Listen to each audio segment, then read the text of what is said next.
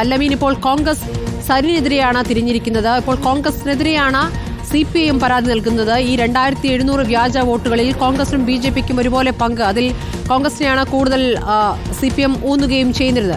ഇതിപ്പോൾ സരിന് എതിരെ ആരോപണം ഉന്നയിച്ചുകൊണ്ട് ഒരു മറുപടിയാണോ ഇപ്പോൾ കോൺഗ്രസ് ഇതിൽ ഉദ്ദേശിക്കുന്നത്? ഈ വ്യാജ വോട്ട് ആരോപണത്തിൽ കോൺഗ്രസ് പരാതി കൊടുത്തിട്ടുണ്ടോ?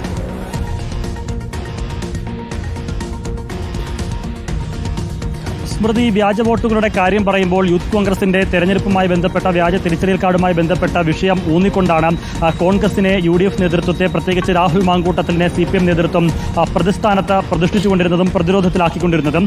അത്തരത്തിൽ അവർ മുന്നോട്ട് പോയിക്കൊണ്ടിരിക്കുന്നതിനിടെയാണ് ഇന്നലെ പ്രതിപക്ഷ നേതാവ് ആ ആരോപണത്തിന്റെ കുന്തമുന നേരെ ഇടതു ക്യാമ്പിലേക്ക് തന്നെ തിരിച്ചുവിട്ടത്. അവരുടെ സ്ഥാനാർത്ഥിയിലൂന്നി 6 മാസം സ്ഥിരമായൊരു മണ്ഡലത്തിൽ താമസിച്ചാൽ മാത്രമാണ് ഒരിടത്ത് വോട്ടർ പട്ടികയിൽ പേരിടാൻ അപേക്ഷിക്കാനും അതിൽ ഇടം ലഭിക്കാനും സാധ്യതയുള്ളൂ. പക്ഷേ അങ്ങനെ സ്ഥിരമായി 6 മാസം താമസിക്കാത്ത ഒരാൾ, ഇടതു സ്ഥാനാർത്ഥിയായ ഒരാൾ എങ്ങനെ വോട്ടർ പട്ടികയിൽ ഇടം നേടി എന്നൊരു ചോദ്യം ചോദിച്ചുകൊണ്ട് വ്യാജ വോട്ടർമാരെ തടയാൻ CPM കളത്തിലിറങ്ങിയിട്ടുണ്ടെങ്കിൽ ആദ്യം അവരുടെ സ്ഥാനാർത്ഥിയുടെ വോട്ട് തടയട്ടെ എന്നുള്ള ഒരു പ്രതിരോധമാണ് പ്രതിപക്ഷ നേതാവ് നേരിട്ട് തന്നെ നടത്തിയിരിക്കുന്നത്. അതിന് മറുപടി ഇടത് കേന്ദ്രങ്ങൾ പറയുന്നുണ്ടെങ്കിലും അതിലൂന്നി മുന്നോട്ട് പോകാനാണ് കോൺഗ്രസ് നേതൃത്വം ശ്രമിക്കുന്നത്.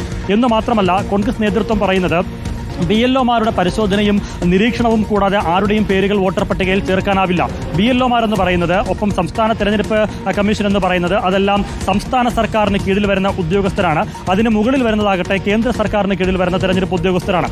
അപ്പോൾ BJPയും CPMും നേതൃത്വം കൊടുക്കുന്ന ഭരണകൂടങ്ങൾക്ക് കീഴിലുള്ള ഉദ്യോഗസ്ഥരെ ഉപയോഗപ്പെടുത്തിക്കൊണ്ട് തെരഞ്ഞെടുപ്പ് അട്ടിമറിക്കാൻ CPMും BJPയും നടത്തുന്ന ഗൂഢാലോചനയും ശ്രമവുമാണ് ഇത്തരത്തിലുള്ള വ്യാജ വോട്ടർ പട്ടികയ്ക്ക് പിന്നിലെന്നുള്ളതാണ് കോൺഗ്രസിന്റെ ആരോപണം. കഴിഞ്ഞ ഒക്ടോബർ മാസത്തിൽ തന്നെ ഇതുമായി ബന്ധപ്പെട്ട വിവരങ്ങൾ തങ്ങൾക്ക് ലഭിച്ചുവെന്നും അതിന്റെ അടിസ്ഥാനത്തിൽ പരാതി നൽകിയെന്നും കോൺഗ്രസ് നേതാക്കളും രാഹുൽ മാങ്കൂട്ടത്തിലുമൊക്കെ പറയുകയും ചെയ്യുന്നുണ്ട്. ഒക്ടോബറിൽ തന്നെ ഇതുമായി ബന്ധപ്പെട്ട് പരാതി നൽകിയിരുന്നു. അതിനുശേഷമാണ് കൂടുതൽ വിവരങ്ങൾ പുറത്തുവരുന്നതും. ഒരുപക്ഷെ പ്രതിരോധത്തിലാകുമെന്ന് കണ്ടപ്പോഴാണ് CPM ആരോപണം തങ്ങൾക്കെതിരെ തിരിച്ചുവിടുന്നത് എന്നതടക്കമുള്ള ആക്ഷേപങ്ങൾ UDF ക്യാമ്പിൽ നിന്ന് വരികയും ചെയ്യുന്നുണ്ട്. തങ്ങൾക്കേതായിരുന്നാലും ഇവിടെ വോട്ടർ പട്ടികയിൽ ആളുകളെ വ്യാജമായി ചേർക്കേണ്ട ആവശ്യമില്ല. മറ്റൊരു കാര്യം കൂടി അവർ പറയുന്നത്, ഈ മലമ്പുഴ മണ്ഡലത്തെ കൊടുമ്പ് പഞ്ചായത്തിൽ നിന്ന് പാലക്കാട് മണ്ഡലത്തിലെ കണ്ണാടി പഞ്ചായത്തിലേക്കാണ് കൂടുതൽ ആളുകളെ ചേർത്തിട്ടുള്ളത്.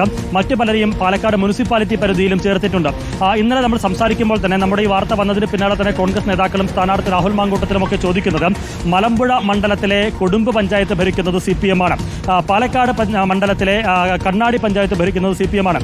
സ്വാഭാവികമായും CPM ഭരിക്കുന്ന ഒരു പഞ്ചായത്തിൽപ്പെട്ട വോട്ടർമാരെ CPM ഭരിക്കുന്ന മറ്റൊരു പഞ്ചായത്തിലെ വോട്ടർമാരാക്കി മാറ്റുന്നതിന് അതിന് സർട്ടിഫിക്കറ്റ് കൊടുക്കുന്നതും ഇടപെടുന്നതുമെല്ലാം CPM തന്നെയാണ്. ഒപ്പം നഗരസഭാ പരിധിയിൽ BJP ഭരണമുള്ള നഗരസഭാ പരിധിയിൽ അവരും ആ അർത്ഥത്തിൽ ആളുകളെ ചേർത്തുകൊണ്ടിരിക്കുകയാണ്. നഗരസഭാ പരിധിയിൽ 6 മാസം സ്ഥിരമായി താമസിക്കാത്ത സരിന് അങ്ങനെ സ്ഥിര താമസക്കാരനെന്ന സർട്ടിഫിക്കറ്റ് കൊടുത്തത് BJP നഗരസഭയാണ്. അങ്ങനെ BJPയുടെ സഹായത്തോടു കൂടിയാണ് സരിനെ ഈ വോട്ടർ പട്ടികയിൽ പേര് ചേർത്തതെന്ന് അടക്കമുള്ള ആക്ഷേപങ്ങളാണ് UDF ക്യാമ്പ് ഉന്നയിക്കുന്നത്. ഏതായാലും പരസ്പര ആരോപണ പ്രത്യാരോപണങ്ങൾ ഇക്കാര്യത്തിൽ മുന്നോട്ട് പോവുകയാണ്. ഇന്നലെ UDF നൽകിയ പരാതി, കോൺഗ്രസ് നൽകിയ പരാതിയൊന്നും തെരഞ്ഞെടുപ്പ് കമ്മീഷനോ ഉദ്യോഗസ്ഥരോ ആ അർത്ഥത്തിൽ പരിഗണിക്കാതെ CPM നൽകിയ പരാതിയിൽ മുൻനിർത്തിയുള്ള നടപടി എന്ന രീതിയിൽ ഒരു പ്രചരണം നടത്തുന്നതും തങ്ങൾക്കെതിരെയുള്ള ആരോപണം ആസൂത്രിതമാണ് എന്നതിന്റെ തെളിവായി കൂടി അവർ ചൂണ്ടിക്കാണിക്കുകയും ചെയ്യുന്നുണ്ട്. ഏതായിരുന്നാലും ഈ വ്യാജമായി ചേർത്ത വോട്ടർമാരെ വോട്ട് ചെയ്യാൻ അനുവദിക്കില്ല എന്ന് ഇന്നലെ ഷാഫി പറമ്പിൽ തന്നെ വ്യക്തമാക്കിയിട്ടുണ്ട്. അതിന് തെരഞ്ഞെടുപ്പ് കമ്മീഷൻ കൃത്യമായി ഇടപെടണമെന്നും ഗൗരവ സ്വഭാവത്തോടെ അതിനെ സമീപിക്കണമെന്നും VK ശ്രീകണ്ഠൻ MP ഉൾപ്പെടെ പ്രതിപക്ഷ നേതാവ് ഉൾപ്പെടെ PK കുഞ്ഞാലിക്കുട്ടി ഉൾപ്പെടെ മറ്റ് നേതാക്കളൊക്കെ പറയുകയും ചെയ്തിട്ടുണ്ട്. ഏതായാലും വരും ദിവസങ്ങളിലും ഇതുമായി ബന്ധപ്പെട്ട ആരോപണ പ്രത്യാരോപണങ്ങൾ തുടരും. അതിന്റെ നിയമ പ്രവർത്തകന്റെ അവിടുത്തെ ഒരു പ്രാദേശിക കോൺഗ്രസ് നേതാവിന്റെ പേരടക്കം വന്നുകൊണ്ടാണ് ഇതിൽ ഈ പട്ടികയിൽ പേര് ചേർക്കുന്നതിൽ ഇയാൾ മുൻകൈയെടുത്ത് പ്രവർത്തിക്കുന്നു എന്നടക്കം ഒരു സെൽവൻ എന്ന ഒരു പേര് തന്നെ ഉയർന്നു കേൾക്കുന്നു. ഇതുമായി ബന്ധപ്പെട്ട് കോൺഗ്രസ് നേതൃത്വം പ്രതികരിക്കുന്നുണ്ടോ? ആ പേര് പറയുമ്പോൾ അതിലൊരു പ്രതികരണം ലഭ്യമായിട്ടില്ല. സ്മൃതി, നമുക്ക് അവരോട് ചോദിക്കേണ്ടതുണ്ട്. പക്ഷെ മറ്റു ചില കാര്യങ്ങൾ അവർ പറയുന്നത്, ഒരു ഫ്ളാറ്റ് കേന്ദ്രീകരിച്ച് നിരവധി, ഇന്നിപ്പോൾ രാവിലെ സംസാരിക്കുമ്പോൾ രാഹുൽ മാങ്കൂട്ടത്തിൽ പറഞ്ഞിരുന്നു, ഒരു ഫ്ളാറ്റ് കേന്ദ്രീകരിച്ച് ഏതാണ്ട് 27-33 വോട്ടർമാരെ പുതുതായി വോട്ടർ പട്ടികയിൽ ചേർത്തിട്ടുണ്ട്.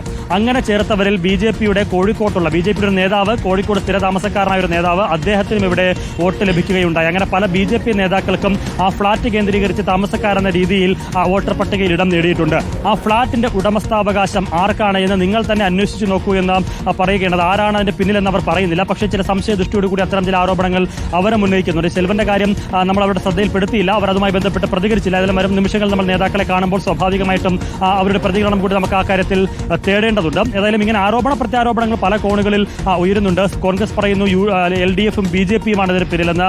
LDF പറയുന്നു BJPയും കോൺഗ്രസുമാണെന്ന്. BJP നേരെ തിരിച്ച് ആരോപണം ഉന്നയിക്കുന്നു. ഇങ്ങനെ പരസ്പര ആരോപണ പ്രത്യാരോപണങ്ങളോട് മുന്നോട്ട് പോകുമ്പോൾ തെരഞ്ഞെടുപ്പ് കമ്മീഷനാണ് ഈ കാര്യത്തിൽ ഒരു നടപടി സ്വീകരിക്കേണ്ടത്. ആ നടപടി ഏത് രീതിയിൽ വരുമെന്നും കുറ്റക്കാർ ഇതിന് പിന്നിൽ ആരാണ്, രാഷ്ട്രീയ നീക്കത്തോടെയുള്ള സമീപനം ഇക്കാര്യത്തിൽ ഉണ്ടായിട്ടുണ്ടോ എന്നതടക്കമുള്ള കാര്യങ്ങളിൽ, ഇനി അതല്ല BLOമാരുടെ ഭാഗത്തുണ്ടായ വീഴ്ചയാണോ എന്നതടക്കമുള്ള കാര്യങ്ങളിൽ ഒരു വ്യക്തത ഏതായാലും വരേണ്ടിയിരിക്കുന്നു. രാഷ്ട്രീയ പോര് ഈ വിഷയത്തിൽ ശക്തമായി തന്നെ മുന്നോട്ട് പോവുകയാണ് തെരഞ്ഞെടുപ്പ് പ്രചരണത്തിന്റെ അവസാന ലാപ്പിൽ. ശരി, ആരോപണ പ്രത്യാരോപണങ്ങൾ ശക്തമാവുകയാണ്. സ്ഥാനാർത്ഥികൾക്കെതിരെ വരെ ആരോപണം ഉയർന്നുകൊണ്ടിരിക്കുന്നു. കോൺഗ്രസിന്റെ നിലപാട്, കോൺഗ്രസ് എങ്ങനെയാണ് ഈ ആരോപണത്തെ നേരിടുന്നതെന്നുള്ള വിവരങ്ങളാണ് ഇപ്പോൾ അല്ലമീൻ നൽകിയത്. അടുത്ത പ്രതിനിധികളിലേക്ക് പോകേണ്ടതുണ്ട്.